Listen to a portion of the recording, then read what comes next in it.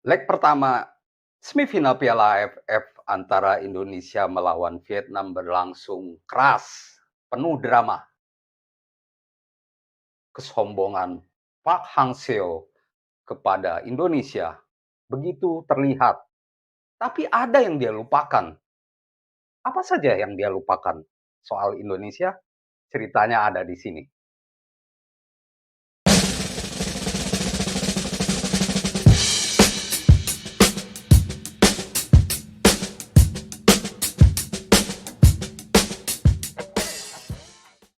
Halo teman-teman, jumpa lagi dengan saya.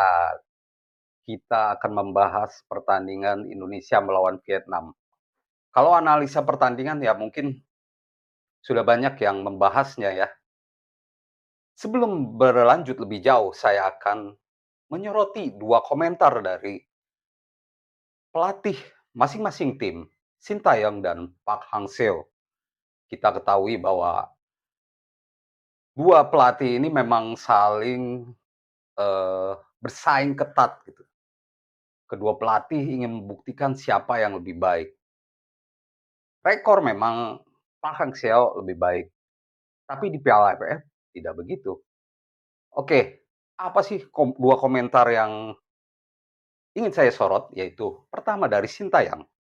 Dia mengatakan wartawan dan masyarakat Indonesia jangan khawatir dengan Indonesia. Dia mengatakan timnas Indonesia yang sekarang berbeda dari yang dulu. Baik secara mental dan fisik, timnas Indonesia lebih baik. Jadi tidak ada yang perlu dikhawatirkan. Itu komentar yang ingin saya sorot dari Sintayong. Lalu dari Park Hang-seo, dia mengatakan Sintayong udah lebih 2 tahun di Indonesia dan dia punya atau mendapatkan pemain naturalisasi yang bagus. Tapi saya pernah mengalahkan Indonesia 4-0. Oke, kita bahas dulu komentar dari Sintayong. Apa maksud dari Sintayong menekankan bahwa fans Indonesia tidak boleh khawatir? Memang banyak muncul khawatiran karena skor 0-0 tidaklah bagus. Skor 0-0 mengecewakan, tidak ada gol.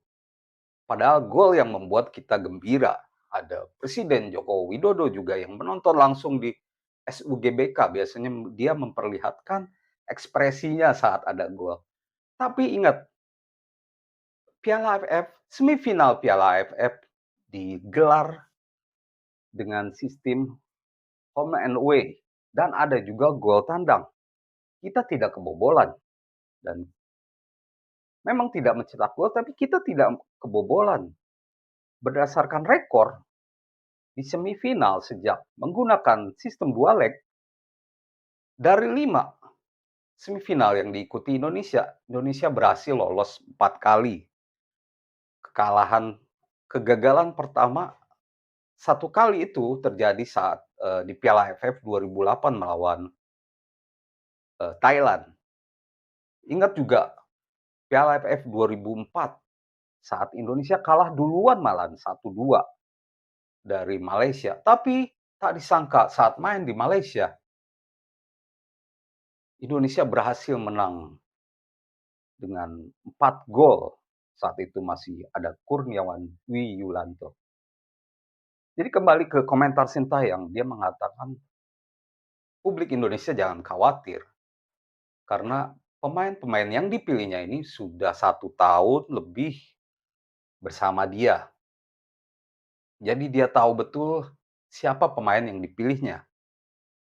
Dan saya setuju dengan STY bahwa Indonesia memiliki atau mengalami mental dan fisik yang lebih baik. Dari pengalaman saya menonton timnas Indonesia, memang timnas sekarang lebih kuat. Teman-teman bisa mungkin yang dulu-dulu memperhatikan tim nasional bisa melihat kalau dulu timnas Indonesia kerap kedodoran di menit-menit akhir. Gencar di awal-awal pertandingan tapi kedodoran di menit-menit akhir karena fisik tidak kuat. Sintayong mengubah itu. mental dan fisik bagus. Dan ingat, Vietnam memiliki ranking lebih bagus dari Indonesia dan Indonesia berhasil meredam itu. Indonesia memperlihatkan bahwa Vietnam tidak sebagus itu. Bahkan Indonesia yang lebih punya banyak peluang. Nah, sekarang beralih ke komentar Pak Hang Seo. Dia mengatakan pernah mengalahkan Indonesia 4-0. Ini adalah Cywar. Ada beberapa pelatih dan juga atlet yang menggunakan media untuk membuat lawan minder. Pak Hang Seo ini mengingatkan saya dengan Jorge Lorenzo. Baru-baru ini Jorge Lorenzo, mantan juara dunia MotoGP 3 kali, mengatakan dia memang menggunakan media untuk membuat penampilannya lebih baik atau membuat lawan, dalam hal ini Valentino Rossi, merasa minder saat penentuan gelar juara MotoGP 2015. Dia sengaja malah meminta wartawan tanya apakah Rossi layak menjadi juara MotoGP. Dia sengaja meminta wartawan untuk menanyakan itu dan dia memberi komentar buruk bahwa Rossi tidak pantas untuk jadi juara MotoGP. Saya jadi ingat itu saat Pak Hang Seo sejak tiba di Indonesia selalu mengeluarkan komentar-komentar yang merendahkan Indonesia. Ini hanyalah Cywar dan menurut saya Sintayong tak akan terpengaruh. Sintayong adalah orang yang positif. Dari 3 tahun keberadaan di Indonesia, dia adalah orang yang positif. Ingat tahun lalu saat kalah dari 4-0 dari Thailand, dia tetap tenang. Dia adalah orang yang positif menatap laga ke depan. Jadi saya pikir percuma Cywar dari Pak Hang Seo kepada Sintayong ini karena tidak akan berjalan dengan baik. Oke, seperti yang ada di judul, saya menyebutkan ada beberapa hal yang dilupakan oleh Pak Hang Seo. Pertama yaitu skor 0-0. Dia memang bilang menargetkan hasil imbang, tapi saya yakin hasil imbang yang dimaksud yaitu bisa mencetak gol juga. Skor 0-0 tidaklah kemenangan dan juga bukanlah keuntungan buat tim tuan rumah, tapi lawan pun tidak untung di dunia sepak bola, di event internasional. Saya ingat saat Barcelona semifinal Liga Champions 2008, 2009 melawan Chelsea. Leg pertama 0-0. Leg kedua tertinggal lebih dahulu 1-0, tapi gol Iniesta membuat skor menjadi 1-1 dan Barcelona lolos ke final. Itu buktikan bahwa skor 0-0 tidak buruk gitu loh. Jadi memang banyak fans Indonesia kecewa, main di kandang kok nggak golin gitu. Tapi ini tidak betul-betul buruk. Ini harus disyukuri juga karena tidak kebobolan. Dengan sistem gol tandang kita juga agak beruntung gitu. Jadi Pak Hang Seo mungkin lupa bahwa Vietnam juga rugi tidak mencetak gol di kandang Indonesia. Justru Indonesia yang berpeluang untuk mencetak gol di kandang mereka. Yang dilupakan kedua yaitu kekuatan Indonesia. Saya menyoroti Jordi Amat.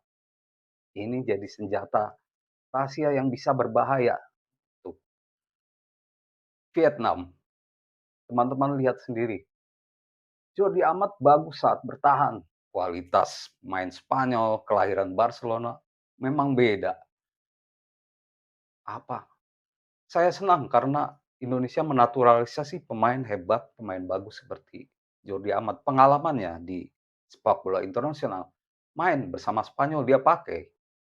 Contohnya saat memberi umpan terukur kepada Yakob Sayuri ya. Sayang saja Yakob Sayuri tidak bisa memanfaatkan peluang dan bek Vietnam lebih baik. Nah, Pak Hangzhou mungkin melupakan faktor ini. Dia memang mengakui bahwa pemain naturalisasi Indonesia bagus, tapi Jordi Amat menjadi ancaman dan ini jangan jumawa bisa bakal menang di Midin ya, di kandang Vietnam. Karena rekor pun, khusus Piala AFF ya, saya bicara Piala AFF, justru banyak imbang main di Midin. Kalau kita nyebut ke belakang lagi 2004, memang sepak bola Vietnam belum bagus. Saat itu Indonesia malah bisa menang 3-0 lawan Vietnam di kandang mereka. Di Piala AFF 2004 saat masih ada Boas Solosa, Ilham Jayakusuma. Jadi faktor Jordi Amat, saya berharap Jordi Amat main seperti kemarin. Dan yang pasti eh, pemain Indonesia lain yang di depan harus bisa menyambut Jordi Amat dengan baik. Bisa menyambut umpan lebih baik. Saya berharap ya mungkin Spaso bisa main babak 2 lah begitu ya, lebih banyak lagi. Kita harus mencoba formasi lain karena Stayem selalu siapkan kejutan. Hal yang dilupakan oleh Pak Hangzhou juga, yang ketiga yaitu Indonesia menyimpan pemain-pemain bagus. Ya banyak yang protes, STY tega ya melakukan pergantian pemain di injury time saat cuma 1 menit gitu. Hanya Ricky Kambuaya yang main sedikit banyak 9 menit gitu menggantikan Rahmat Irianto, sedangkan yang lain cuma 1 menit. Tapi saya melihat ini justru taktik STY gitu, malah dia ingin menyimpan pemain bagus, Witan, Sadil Ramdhani. Saya pun pribadi agak kesel ya, kenapa nggak kasih 10 menit terakhir misalkan main. Tapi inilah STY yang mungkin punya pemikiran sendiri soal permainan tim ya.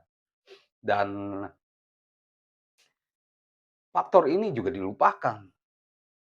Pak Hangzhou mungkin melupakan ini senjata-senjata rahasia yang disimpan oleh STY agar lebih segar di leg kedua melawan Vietnam gitu. Yang dibutuhkan yaitu variasi serangan dan ketajaman. Ini cukup 1 gol, terus tidak kebobolan lebih dari 1 gol, Indonesia lolos ke final. Jadi banyak hal yang membuat kita bisa optimis menatap laga melawan Vietnam dan kembali lolos ke final untuk ke-7 kali. Itu bukan hal mustahil. Karena ST punya misi untuk membentuk timnas Indonesia lebih baik secara mental dan fisik. Laga leg kedua di markas Vietnam akan membuktikan itu. Yang dibutuhkan hanyalah finishing yang lebih baik. Kesalahan-kesalahan seperti di leg pertama eh, harusnya langsung tembak malah menahan dulu. Seperti kedua kali ya ada dari Dendi, Yakub Sayuri juga berusaha cutback tapi harusnya tembak langsung gitu. Itu harus berani. Mungkin ya STI pun akan memberi instruksi seperti itu di laga kedua nanti. Demikian teman-teman, itu hanya pendapat pribadi saya. Beri komentar kalau berbeda pendapat dengan saya di bawah dan tentunya share video ini bagi yang membutuhkan informasi sepak bola Indonesia. Terima kasih dan salam olahraga.